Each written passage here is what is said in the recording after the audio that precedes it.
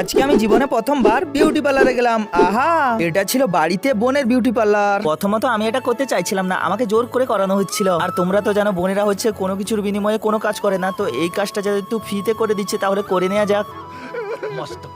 তারপরে আমি আর কিছু না বলে চুপ করে বসেছিলাম। প্রথমে আমাকে টিস্যু পেপার দিয়ে মুখটা পুরোপুরি ক্লিন করে নিল, তারপর সোনালী রঙের কি একটা পুরো মুখটাই মাখিয়ে দিল। আমার বেশ আরামও লাগছিল। এখন আমার মুখে লাগানো পুরোপুরি কমপ্লিট। ওটা লাগানোর পর আমি দেখছিলাম আমাকে কেমন লাগছিল। এরই মধ্যে পরিবারের সমস্ত মানুষ জড়ো হয়েছে আমাকে দেখার জন্য। মনের মধ্যে একটা সেলিব্রিটি ফিল হচ্ছিল। আর এটাকে শোকানোর জন্য মুখে বেশ অনেকক্ষণ রাখতে হবে। আর এরই মধ্যে শুরু হয়ে গেল আমার আর বোনের মধ্যে ছোটখাটো একটা চুল টানাটানির মারপিট। আর ওটা এখন পুরোপুরি শুকিয়ে গেছে। আর ওটা তোলার জন্য চলে এসেছে আমার একটা ছোট্ট বোন, কিন্তু তুলছিল কম, আমাকে মারছিল বেশি। তারপরে বুঝতে পারলাম আমার উপর বিউটিশিয়ানের ট্রিটমেন্ট করতে গিয়ে তাদের মারার ইচ্ছাগুলো পূরণ করলো। দাদার বোনের মধ্যে মারপিট, ঝগড়া, কোনো কিছুর বিনিময়ে কোনো কিছু কাজ করে দেয়া, এটার মধ্যে আলাদা রকম একটা ভালোবাসা থাকে, যেটা আমার অনেক ভালো লাগে। তোমাদের কেমন লাগে অবশ্যই কমেন্ট করে জানিও। আজকের মতন টাটা, বাই।